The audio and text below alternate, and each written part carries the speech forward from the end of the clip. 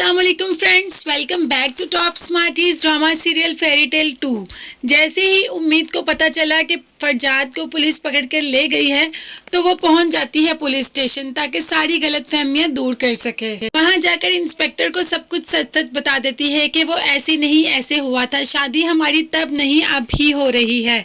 ऐसे हो जाती हैं सारी गलत फहमियां दूर और उम्मीद की रुखसती पुलिस स्टेशन से ही होती है। जाहिर है अब उम्मीद दोबारा घर तो नहीं जा सकती तो इधर से ही रुखसती होती है। उम्मीद भी इमोशनल सी होकर घर आ जाती है। आते ही बेड पर गिर जाती है कि मैं बहुत ज्यादा थक गई, दुल्हन बनना कितना मुश्किल है। लेकिन फरजाद कहता है क्या तुम्हें अपनी मुंह दिखाई नहीं चाहिए।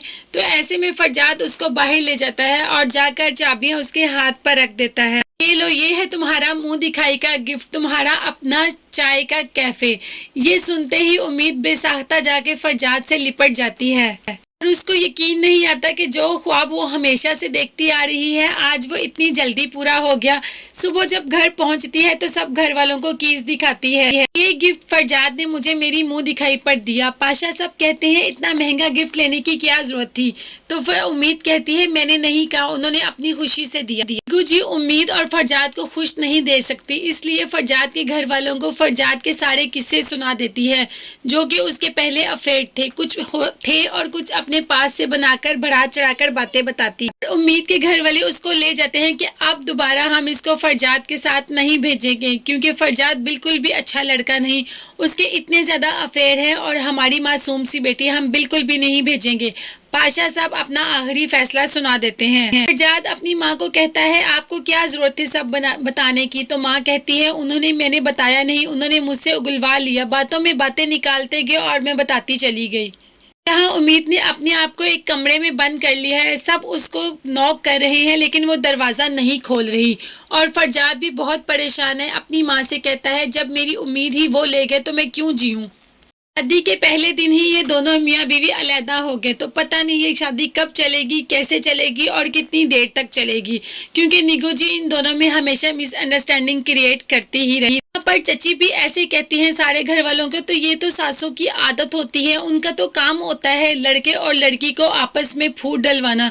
तो निगू जी भी वो काम कर रही हैं तो हमें चाहिए कि उनकी बातों पर ध्यान ना दें और फरजाद और उम्मीद को एक साथ कर दे, उम्मीद को भेज दें फरजाद के साथ। लेकिन पाशा साहब नहीं मानते। रात अब तो उम्मीद के बगैर एक पल नहीं रह सकता। रात को आता है और उम्मीद को ले जाता है किसी भी घर वाले को बताए बगैर। लेकिन जब रास्ते में जाता है तो एक गाड़ी उनका पीछा कर रही होती है, अचानक से उनके आगे आकर खड़ी हो जाती है। फरजाद और उम्मीद दोनों बहुत घबरा जाते हैं तो उस गाड़ी में से कुछ लोग बाहर निकलते हैं जिनके हाथ में गन वगैरह होती है और फरजाद और उम्मीद को अगवा कर कर अपने साथ ले जाते हैं। लेकिन सारे घर वाले इस बात से बेखबर हैं, वो तो शायद यही समझते होंगे कि उम्मीद फरजाद के साथ है, जबकि ऐसा नहीं है। उन दोनों को तो किसी ने अगवा कर लिया। दोनों फैमिली मेंबर्स दोबारा थाने पहुंचते हैं और कहते हैं कि मेरी बेटी को इसने अगवा कर लिया और मेरा बेटा इसके साथ है। जब इंस्पेक्टर देखता है तो कहता है ओए तुम लोग फिर से आ गए, तुम लोगों की कहानी में जानता हूँ, यहाँ से जाओ।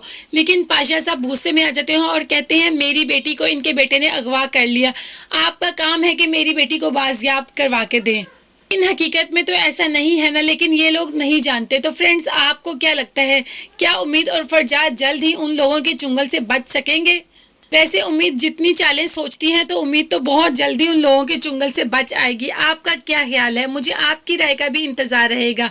इसके साथ साथ मेरे चैनल को जरूर सब्सक्राइब कीजिएगा, अपना बहुत ज्यादा ख्याल रखिएगा और मुझे दुआ में याद रखिएगा।